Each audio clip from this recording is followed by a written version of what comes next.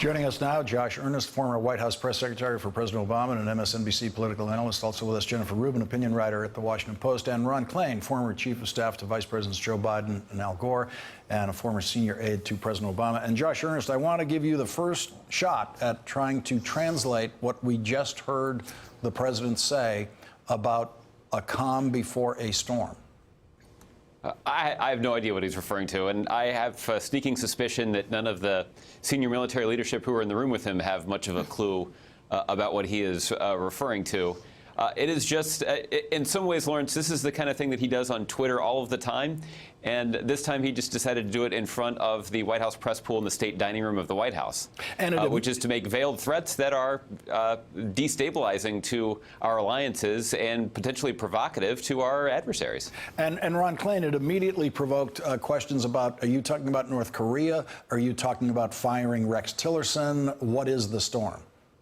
Yeah, and ironically, of course, we've had a couple major storms, and the president's botched his response to one in Puerto Rico and the Virgin Islands. And there's nothing very calm about what's going on right now. We've learned that Secretary Mattis, Secretary Mnuchin, and Secretary Tillerson have signed a suicide pact to all resign if any of them is fired. So it doesn't feel very calm at present. We're in the middle of a series of storms that the president can't handle. And as Josh said, I think he became a human version of his own Twitter feed. And let's hope that's the only storm that's left to be launched tomorrow, some kind of tweet storm against the news media, as the president does almost every day now. Let's listen to how the White House handled the question of how upset is the president with Rex Tillerson. Let's listen to how that went today. Is the president upset that his Secretary of State didn't deny calling him a moron in his public remarks yesterday?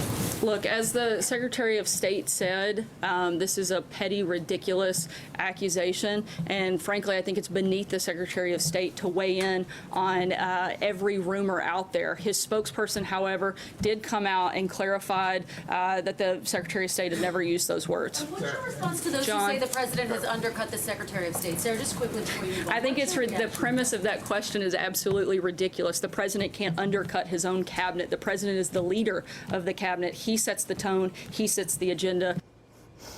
And so, Jennifer Rubin, Kristen Welker takes her place in White House history as the first reporter in history to ask the question, is the president upset that his Secretary of State didn't deny calling him a moron in his public remarks yesterday? Yes, we have come to that. We have come to that. You know, it's interesting that not even the president's press secretary would deny that Rex Tillerson called the president a moron. She just said it was beneath them to comment. You know, this is such a storm, to borrow a phrase. The other thing that's going on is that this Keystone Cop group of individuals is thinking of decertifying the Iran deal, putting at risk that deal with really no sort of backup plan. They're just going to kind of bluff their way through and see if the Iranians come back to the table. Our allies are not on board with us. The Russians, the Chinese. So is that another storm that's coming? He's going to wake up tomorrow and decertify the deal, or is he going to decide to go to war with North Korea? We really don't know. I mean, this is so preposterously destabilizing, so frightening, I am sure, for our allies, that, you know, one wonders, what is Rex Tillerson doing still there? Why does he insist upon humiliating himself? And why doesn't the president, if he's so upset with him, fire him, for goodness sakes? And Josh, the president immediately accused NBC News of practicing fake news, and now we have reporting tonight from a large group of unnamed sources in the Trump White House contradicting the president, saying the president is infuriated, saying that they believe that that Rex Tillerson did call him a moron, especially because Rex Tillerson did not deny calling him a moron. And so the counter to Donald Trump's statements come from inside his own White House. Well, look, Lawrence, the reporting is true, and everybody knows it. And I'm sure that Secretary Tillerson is not the only person to have expressed that sentiment in one form or another in the hushed corridors of either the White House or some other important building here in Washington, D.C. This is an open secret.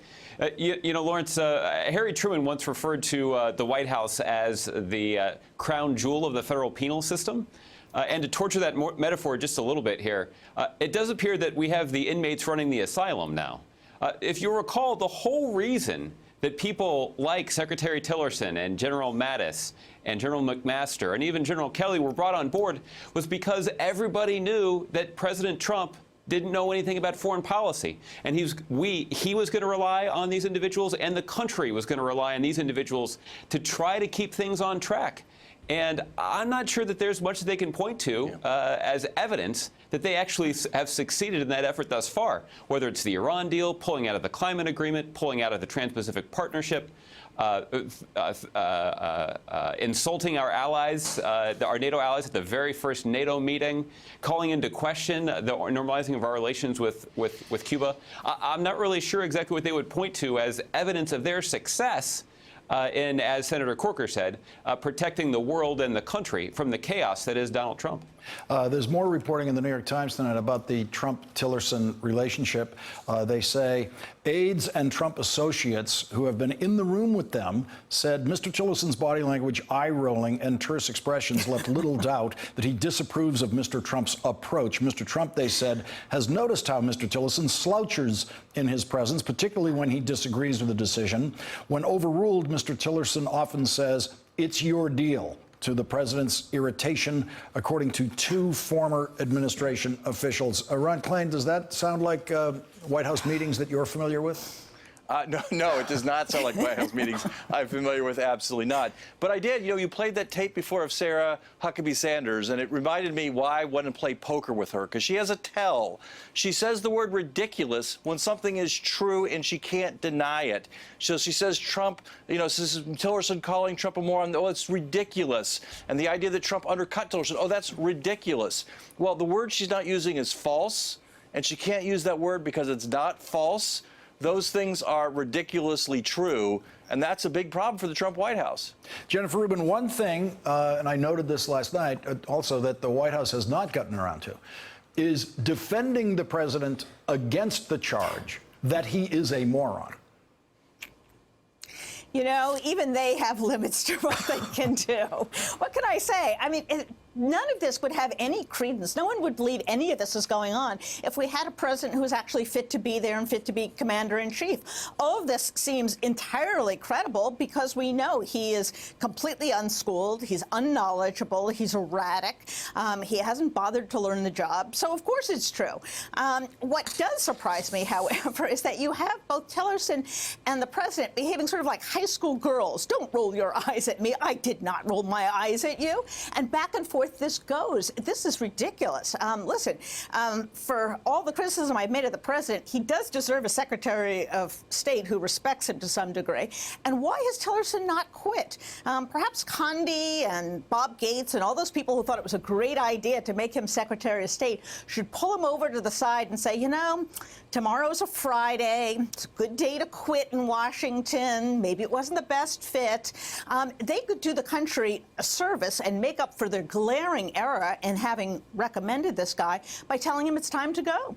Jennifer Rubin and Josh Earnest, thank you both for joining us tonight. Really appreciate it. Thanks, Lawrence. Thank you. Hey there, I'm Chris Hayes from MSNBC. Thanks for watching MSNBC on YouTube. If you want to keep up to date with the videos we're putting out, you can click subscribe just below me or click over on this list to see lots of other great videos.